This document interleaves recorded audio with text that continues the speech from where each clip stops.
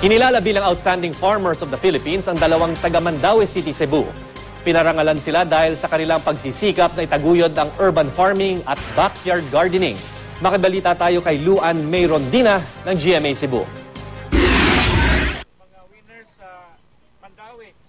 Taga Mandaue City, Cebu, ang dalawang nanguna sa mga kinikilala sa 2012 search for the Outstanding Farmers of the Philippines o 2Farm. Mahigit 100 ang na-nominate dito. Nakuha ni Rogelio Sulad ang first prize sa kategoryang urban farming, habang nasungkit naman ni Alma Rosel ang second prize para sa backyard gardening. Kwento ng dalawa, nagsimula sila sa pagtatanim ng gulay sa paligid ng kanilang mga bahay noong nakaraang taon.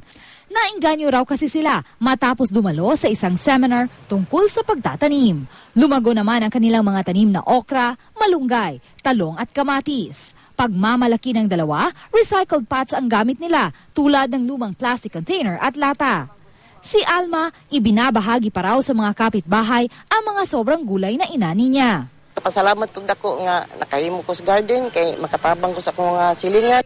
Hinihikayat ng mga huwarang magsasaka ang publiko na tamnan ng gulay ang mga nakatiwangwang na lupa sa likod bahay.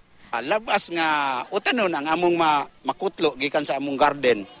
Nya dili na kayo mi kapamalit og daghang mga utanon pa sa gawas kun dili ni ana sa among garden. Dako kay gikatabang. Unya kun duna di tay kakugi nga pagpananom, doon na sa dayanihon. Taon-taon, ibinibigay ang parangal sa mga natatanging magsasaka sa bansa para sa kanilang kontribusyon sa pag-unlad ng agrikultura.